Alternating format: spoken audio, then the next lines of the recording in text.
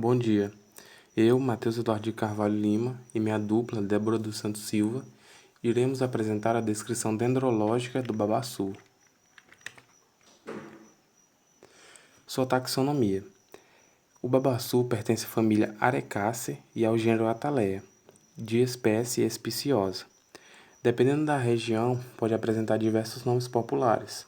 O seu nome mais difundido é babaçu, podendo também ser chamado de babacuí, coco de macaco ou então aguaçu. Características morfológicas. É uma espécie do tipo arbórea e de grande porte, podendo atingir até 20 metros de altura, com hábito de crescimento ereto. Seu tronco é do tipo estipe, característico por apresentar restos das folhas velhas que já caíram em seu ápice, com crescimento do tipo fuste. É também esse um tipo comum de caule entre as palmeiras, pois é aquele em qual as folhas apresentam-se concentradas apenas no ápice da planta, formando uma espécie de guarda-chuva. Sua casca externa é do tipo ritidoma liso e não possui desprendimento. Sua casca interna é de textura fibrosa e de estrutura compacta, não possuindo ramificações. Suas raízes. O sistema radicular é do tipo fasciculado, com a presença de raízes aéreas para melhor sustentação da palmeira. Suas folhas possuem até 8 metros de comprimento, arqueadas, em números que variam de 12 a 20. São inseridas alternadamente em diferentes planos, com uma bráctea penduncular. São ditas pinnadas, com nervuras transversais conspícuas, formando uma coroa. Suas flores ou inflorescência são de cor creme amareladas, estaminadas ou andrógenas. São ramificadas e são aglomeradas em longos cachos. Cachos esses que posteriormente vão estar os frutos. Cada palmeira pode apresentar até 6 cachos, os quais surgem de janeiro a abril. No geral, os frutos possuem de 3 a 4 sementes oleaginosas, e estas são envolvidas por uma polpa farinácea e oleosa. O fruto, propriamente dito, ele é oval e alongado, do tipo drupa, que são os chamados cocos. É carnoso e indecente, o que significa que ele não se abre no seu estágio final de maturação. E é disposto em cachos, como dito anteriormente. Apresenta o epicarpo, mesocarpo, amêndoas e endocarpo.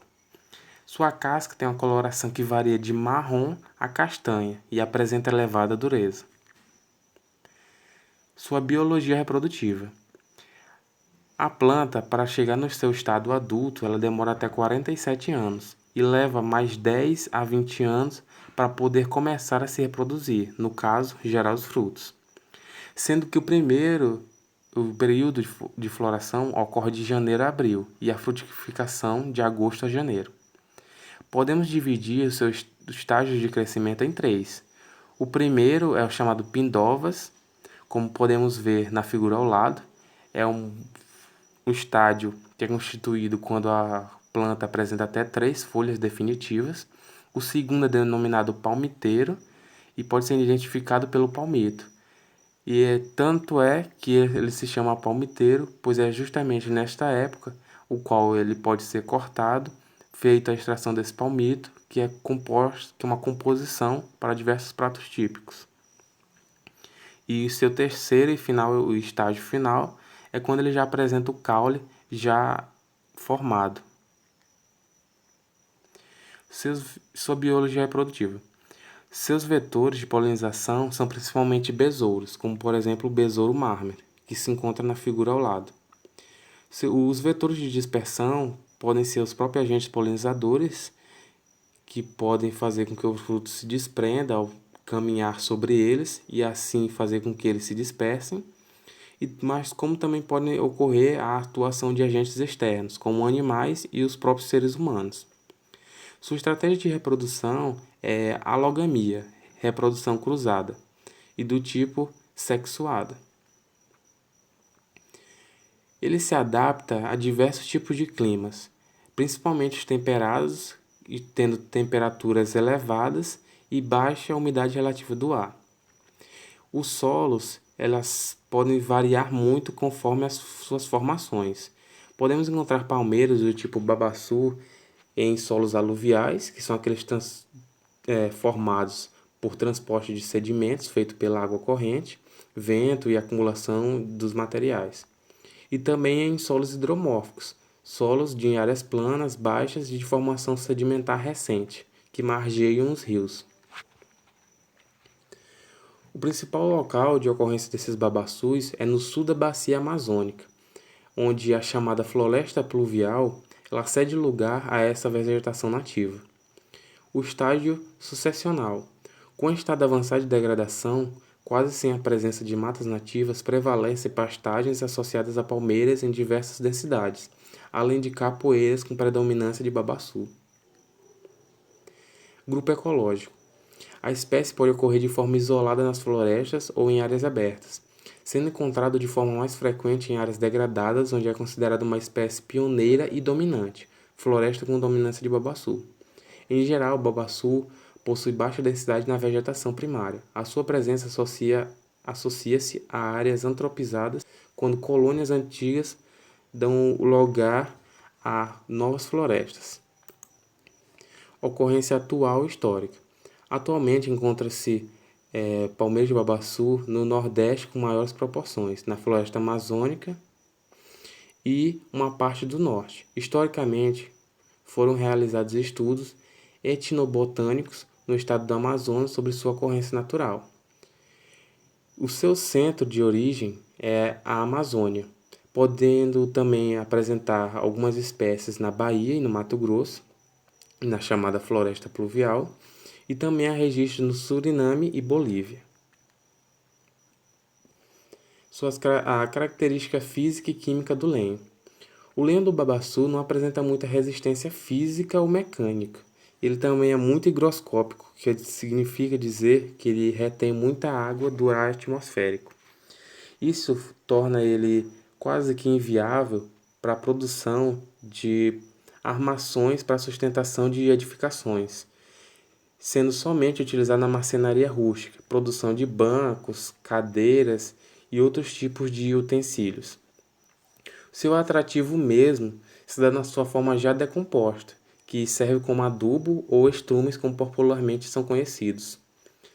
Uma análise desses estrumes revela que ele tem um pH de 5,2, possui um conteúdo de fósforo de 0,25 mg por decímetro cúbico, também possuindo 100 mg de decímetro cúbico de potássio, 3,98 de cálcio, 1,33 de magnésio, tem uma soma de bases aí que pode ir de 5,68 a 6, um T de 14,64 e um V% de 38,8. Quanto ao emprego atual e histórico, as amêndoas são muito utilizadas na produção de óleo de leite de coco. As folhas são utilizadas como matéria-prima, como mostra a imagem abaixo, na produção de chapéus, de cestos, peneiras e a palmeira, quando ela é jovem, a extração do palmito, que serve para a produção de vinho.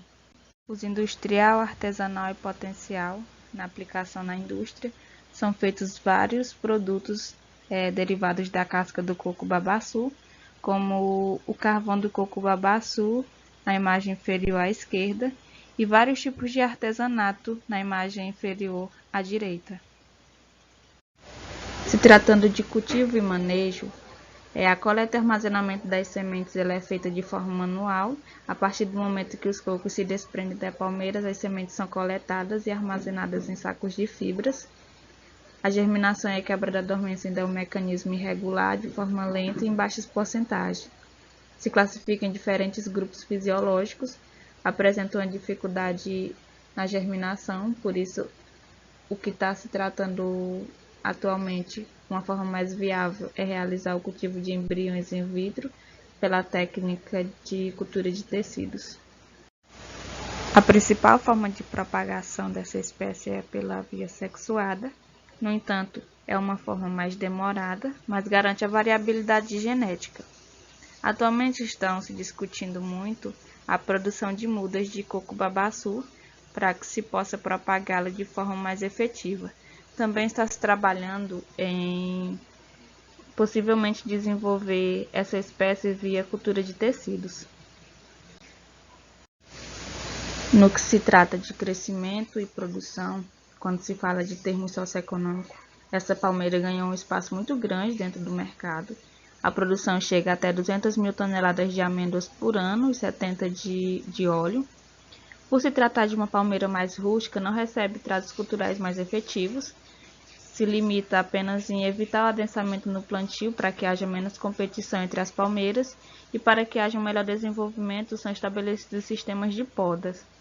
Os programas de melhoramento foram inviabilizados por algum problema que houve com órgãos de pesquisa na década de 80 e 90, e a partir de então nunca foi obtido um híbrido de qualidade. No entanto, com esses componentes tecnológicos de maior valor agregado, espera-se que daqui a algum tempo já obtenha-se um híbrido do coco-babaçu. Quando se trata de arborização, ainda não há projetos de arborização com coco-babaçu. E para a recuperação de áreas degradadas, elas são frequentemente encontradas em áreas de pastagem degradadas, onde atuam como vegetação secundária e se desenvolve muito bem. Quanto ao uso medicinal, elas apresentam propriedades fitoterápicas, anti-inflamatórias e analgésicas. Em relação a pragas e doenças, por se tratar de uma planta nativa, não apresenta muitos tratos culturais, e os estudos sobre as pragas e as doenças são colocados em um plano secundário. Atualmente não são consideradas muitas doenças, devido à importância econômica da exploração do coco-babaçu. Em relação às pragas, elas se dividem em duas: pragas das plantas e dos frutos. As pragas das plantas geralmente são lagartas e gafanhotos, que atacam principalmente no estágio inicial da cultura. Há também as pragas das brocas das palmeiras, que vão gerar diversas galerias no estipe do caule e no pedúnculo dos cachos, e podem acarretar desde as perdas dos frutos até a morte da planta. Nos frutos, essas pragas representam sérios problemas, onde o mesocarpo e amêndoas eles são atacados, tanto no campo quanto nos armazéns. A imagem inferior mostra o Bruchus neclorans, que é um sério destruidor das amêndoas. Se ele permanecer por um dado período de tempo junto com as amêndoas em armazenamento, ele pode causar a perca total das mesmas.